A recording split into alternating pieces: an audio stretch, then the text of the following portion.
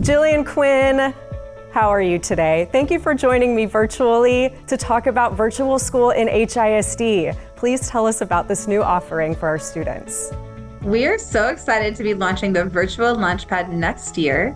It will serve students who are currently in 8th and 9th grades. We'll be opening with 9th and 10th graders. And it's really designed for kids who are performing on grade level academically, who want more flexibility in their daily schedule.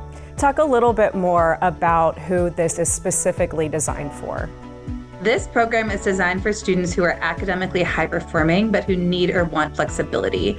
So we're really targeting students who are scoring on grade level in math and reading, but who have a reason why they may need a little bit of a different schedule. So it could be kids who maybe are really athletic or who have to work, who have medical issues. There's a variety of reasons, but these are just kids who are seeking that extra flexibility in their day.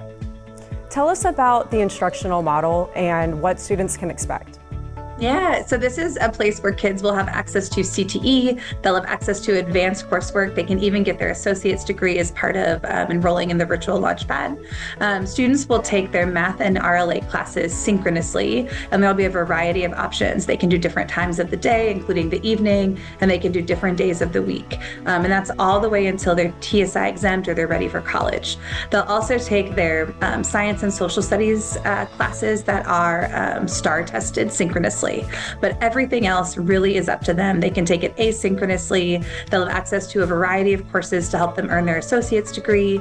They'll have access to CTE classes online, and they can also choose to come in person to Barbara Jordan if they want to have a few classes a day that are really live.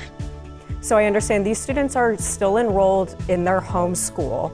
So what else does that look like? Access to sports, extracurriculars, programs? Yeah, so students are students at their home campus, so they're zoned high school, and that means that they'll be able to access any of the extracurriculars that they may want to participate in. So that could be sports, it could be fine arts, UIL, anything. They'll also have access to a counselor if they ever need to talk to someone, and then they'll have a virtual graduation coach as well who can help them. And talk about what students have to do to stay enrolled, keep their grades up, be in good standing. Yeah, this program is really about flexibility. And so we want to make sure that the kids who enroll in our program are really maintaining sort of the right academic performance to keep that. So that means students need to come to school. And again, this is virtual attendance. So it's just logging on for those synchronous courses and then making progress every day in their asynchronous courses. And then they also need to come on campus for testing. So for example, if students are enrolled in biology and they have a STAR test, they'll need to come on campus for that actual STAR test day. And then they'll also need to maintain passing grades in all of their courses. That sounds like a lot of accountability on the students' part. Can you talk about what supports we're also going to be offering them? Yeah, so every student will have a graduation coach who can check in with them whenever they need it and will be required to check in with them at least bi-weekly. They'll also have teachers who provide tutorials. So the way that our model works, the synchronous classes only happen either Monday, Wednesday, or Tuesday, Thursday. Fridays is really a day where kids can access all kinds of supports, whether that's tutorials, whether that's small group check-ins, whether it's meeting with the teacher to ask questions or get extra help. And so on Fridays, students will have a ton of scaffolds to help them be successful. When and how can students apply? Great question. So our enrollment is about to open up and we'll be sharing more about how to apply. You can visit the HISD website at Accelerate Houston and kind of keep an eye on that to see it.